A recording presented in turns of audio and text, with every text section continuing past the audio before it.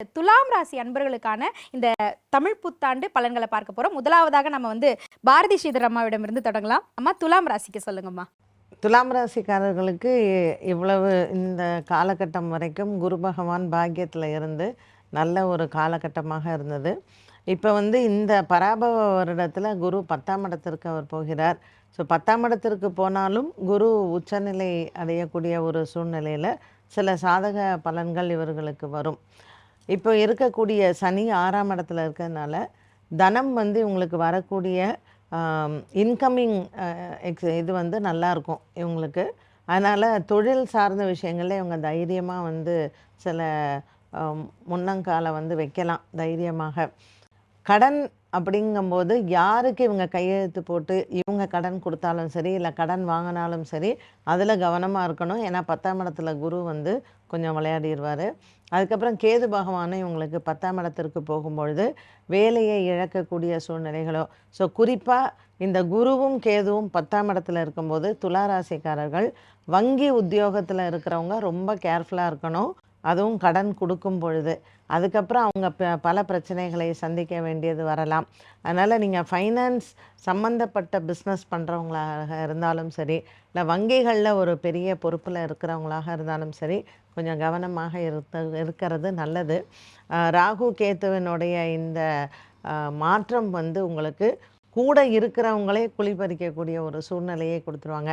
ஏன்னா 6ஆம் இடம் அப்படிங்கிறது சத்ரு அப்படின்னு சொல்லக்கூடியது. ஸோ ருணம், ரோகம், சத்ரு இது எல்லாமே சனி 6ஆம் இடத்துல இருக்கக்கூடிய காலகட்டத்தில் இவங்க நல்லவங்களா இல்லையா, இவங்களுக்காக நம்ம செய்யலாமா வேண்டாமா அப்படிங்கிறத சிந்தித்து செயல்பட்டால் பராபவ வருடத்தில் பெரிய பிரச்சனையில் இவங்க மாட்டிக்க மாட்டாங்க. நன்றிமா. பீம்ராஜ் ஐயர் அவர்களே, நீங்கள் சொல்லுங்கள், துலாம் ராசிக்கு எப்படி அமையுது?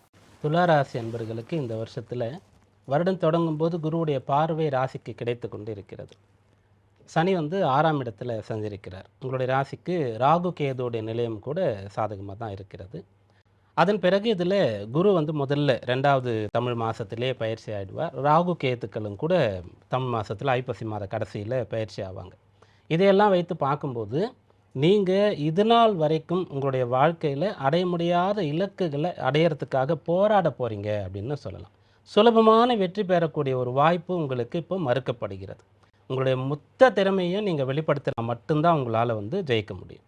நீங்கள் ரொம்ப காலமாக சிவில் சர்வீஸ் எக்ஸாம் எழுதிட்டு இருக்கீங்க அப்படின்னு சொன்னால் இந்த வருஷம் இது நாள் வரைக்கும் நீங்கள் எவ்வளோ கஷ்டப்பட்டு படிக்காமல் இருந்தீங்களோ அதெல்லாம் செஞ்சு இப்போது வெற்றி பெறுவீங்க.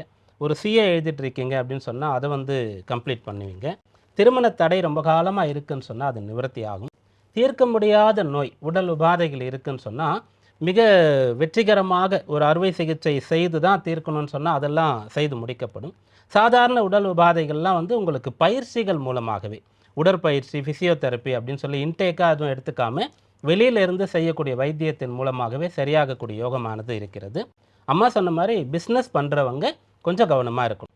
அதிகமான முதலீடு, அதிக கடன் போன்ற விஷயங்களை நீங்கள் கொஞ்சம் அகலக்கால் வைக்கிறதுன்னு சொல்லுவாங்களே, ஓவர் கான்ஃபிடன்ஸ் அப்படின்னு சொல்லக்கூடிய விஷயத்தில் செய்துவிடக்கூடாது. படிப்படியான வளர்ச்சியை தான் நீங்கள் திட்டமிடணும். உத்தியோகஸ்தர்களுக்கு இடமாற்றம் கிடைக்கிறதுன்னு சொன்னால் தாராளமாக நீங்கள் எடுத்துக்கொள்வது நல்லது. வேலை மாற்றத்தினால நீங்கள் உயர போகிறீங்க அப்படின்னு சொல்கிறது அர்த்தம். 10ஆம் இடத்துல முதல்ல குரு அப்புறம் கேதுவும் போய் சேரும்போது இருக்கக்கூடிய இடத்துலேருந்து புது இடம் வேறு ஒரு இடத்திற்கு போயிட்டு அங்கே செட்டில் ஆகக்கூடிய அம்சமானது உங்களுக்கு இருக்கும். ரொம்ப காலமாக லிட்டிகேஷனில் குடும்ப பிரச்சனையில் இருக்கக்கூடிய சொத்துக்கள் சேரணும்னு சொன்னால் அதற்கான முயற்சிகள் செய்யலாம். இதெல்லாம் உங்களுக்கு கைகூடும். நன்றி. யாமிருக்க பயமின் அருண்குமார் அவர்களே, நீங்கள் சொல்லுங்கள், துலாம் ராசிக்கு எப்படி அமையுது? துளாராசிக்காரர்களுக்கு வருஷ தொடக்கத்தில் 9ஆம் இடத்தில் சஞ்சரிக்கக்கூடிய குரு பகவான் அற்புதமான பலன்களை இந்த வருடம் முழுக்க தருவதற்கு காத்திருக்கார். பாரதி அம்மா சொல்லும் பொழுது அற்புதமான வார்த்தையை பதிவு பண்ணாங்க. 10வது இடத்துல குரு நகரும் பொழுது அதோடு சேரக்கூடிய கேது வந்ததுக்கு பிறகு வேலை, தொழில், பண விஷயங்களில் ரொம்பவே நீங்கள் ஜாகிரதையாக இருக்கணுன்றது தான் துளாராசிக்காரர்களுக்கு நான் ஆழமாக பதிவு பண்ணக்கூடிய ஒரு முக்கியமான விஷயம். குரு 10ல் உச்சமடைகிறார். 10ல் உச்சமடையக்கூடிய குரு புதிய பட்டத்தையும் பதவியையும் பொறுப்பையும் புகழையும் உங்களுக்கு தர காத்திருக்கிறார். அப்படின்னாலும் அது உங்களுக்கு மனநிறைவுக்குரியதாக இருக்குதா அப்படின்றதுல தான் நீங்கள் உங்களுடைய மனதை பக்குவப்படுத்தணுன்றது என்னுடைய ஒரு அன்பு வேண்டுகோள். ரொம்ப குறிப்பாக உச்சமடையக்கூடிய குரு உங்களுடைய குடும்ப ஸ்தானத்தை பார்க்குறார். அப்போ குடும்பத்தை குரு பார்க்கும் பொழுது குடும்ப வாழ்க்கையில் நிம்மதி, சந்தோஷம், அமைதி, தெளிவு எல்லாமும் இந்த துளாராசிக்காரர்களுக்கு ஏற்படுத்தும். அதே மாதிரி படிக்கக்கூடிய மாணவர்கள் நீங்கள் விரும்பிய துறையில் உங்களுக்கு கண்டிப்பாக இந்த வருஷத்தில் சீட்டு கிடைக்குங்க. இந்த எக்ஸாம் எழுதினாலும் உங்களுக்கு வந்து ஒரு சாதக பலனை அது பெற்றுத்தரும். அதே மாதிரி 4வது இடத்துல அந்த குடும்பஸ்தானம், சுகஸ்தானத்தை குரு பார்க்குறார். ஏற்கனவே துளாராசினாலே ஸ்ட்ரைட் ஃபார்வர்டான ஆள். சின்ன தவறாக இருந்தாலும் குடும்பத்தில் இருக்கிறவங்கள்ட்ட முகத்துக்கு நேராக பேசிட்டு கடைசியில் குற்றவாளியாக மாறுறது நீங்கள் தான். ஆனால் இந்த வாட்டி அன்போடு, கொஞ்சம் புரிதலோடு, பக்குவத்தோடு எடுத்து சொல்லுங்கள். ஏங்க கொஞ்சம் உப்பு இல்லைன்னா உப்பு இல்லைன்னு பொறுமையாக சொல்லுங்கள்.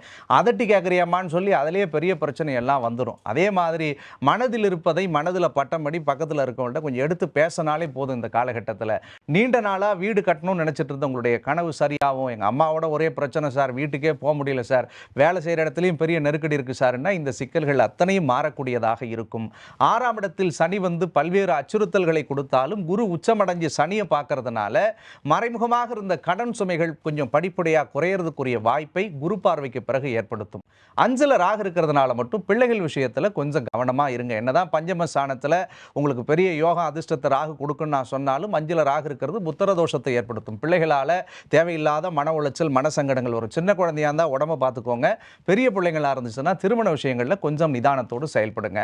மற்றபடி எல்லா விஷயங்களும் துளாராசிக்கு ஒரு அற்புத பலன்களை தரக்கூடியதாக இருக்குது. அம்மா முன்னாடி சொன்ன மாதிரி வேலை, தொழில், பணம் இந்த 3 விஷயத்தில் பக்குவத்தோடு இருங்க. மற்ற எல்லாம் இந்த வருடம் உங்களுக்குரிய வருடமாகவே அமையும். நன்றி ஐயா. நங்களூர் டாக்டர் பஞ்சநாதன் ஐயா அவர்கள் நிறைவா துலாம் ராசிக்கு உங்களுடைய வார்த்தைகள். நிறைவான ராசி துலாம் ராசி. நல்ல மனிதர்கள் துலாம் ராசியில் மிகப்பெரிய மருத்துவர்கள், மிகப்பெரிய பேராசிரியர்கள், மிகப்பெரிய தொழிலில் இருக்கக்கூடியவர்களெல்லாம் நான் பார்க்கிறேன். துலா ராசிக்கு என்ன யோகம் இந்த வருஷம் வருதுன்னா, ராசிக்கு அதிபதியே ராசியை பார்க்கக்கூடிய யோகம். சுக்கிர பகவான் ராசியை பார்த்து தான் வருஷம் பிறக்கிறது. நிறைய பேர் கல்யாண தடை இருந்தவா யாராக இருந்தாலும் இந்த ஆண்டு கல்யாணம் ஃபிக்ஸ் ஆகிடும். எவ்வளவு தடை இருந்தாலும் அதை பற்றி கவலைப்பட வேண்டாம். அரசியலில் உயர் பதவி பெறக்கூடிய யோகம். 7ஆம் இடத்துல சூரியன் அப்படி உச்சமடைந்து உங்கள் ராசி அதிபதியோடு சேர்ந்திருக்கார். யாருக்கெல்லாம் அப்படி பெரிய பதவிகள் வேணும், பணியாற்றக்கூடிய இடத்துல எனக்கு ப்ரமோஷன் வேணும்னு எதிர்பார்க்குறீங்களோ உங்களுடைய எதிர்பார்ப்பு பூர்த்தியாகும். 2வது மிக முக்கியமான ஒரு விஷயம், நம்முடைய உதாரண ஜோதிடர் அவர்கள் அழகாக சொன்னார். 6ஆம் இடத்துல சனி பகவான் இருக்கார். போராடி போராடி நீங்கள் வெற்றி பெற வேண்டியிருக்கும்னு. ஆனால் என்ன ஒரு விஷயம்னா, எப்படியாவது அவர்கள் வெற்றியை பெற்று விடுவார்கள். அந்த யோகம் இருக்குது. அந்த சனி செவ்வாயுடைய சேர்க்கை பெரிய போராட்டத்தை கொடுக்கும். ஆனாலும் பெரிய வெற்றி இவர்களுக்கு காத்திருக்கிறது. ஒரு இன்ஜினியரிங் சம்மந்தப்பட்ட எக்ஸாமினேஷன்ஸ், மெடிக்கல் சம்மந்தப்பட்ட எக்ஸாமினேஷன்ஸ், எந்த காம்படிட்டிவ் எக்ஸாமாக இருந்தாலும் இவங்க பாஸ் பண்ணி வரக்கூடிய ஒரு அமைப்பு அவர்களுக்கு இருக்கிறது. குரு பகவான் வருஷ துவக்கத்தில் பாக்கியஸ்தானத்தில் இருக்கார். அது இவர்களுக்கு ஒரு நல்ல கம்யூனிகேஷனை கொடுக்கும். பிஸ்னஸ் சம்பந்தமான புதிய ஒப்பந்தங்கள் போட வைக்கும். குரு பகவான் 10ஆம் இடத்திற்கு வந்த பிறகு குருக்கு சேர்க்கையெல்லாம் இருக்குன்னு சொன்னால் கூட 10ஆம் இடத்தில் இருக்கக்கூடிய குரு 4ஆம் இடத்தை பார்க்கிறார்.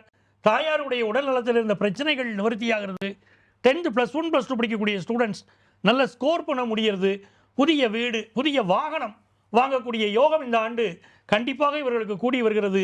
நிறைய எதிரிகள், மறைமுக எதிரிகள் இருந்து கொண்டிருந்தாலும் அந்த எதிரிகளை வெல்லக்கூடிய யோகம் துளாராசிக்காரர்களுக்கு வருது. இப்போ நிறைந்த யோகங்கள், நல்ல தன வருமானம், வாழ்க்கையில் மகிழ்ச்சியான விஷயங்கள் கூடி வரக்கூடிய ஆண்டு பராபவ ஆண்டு.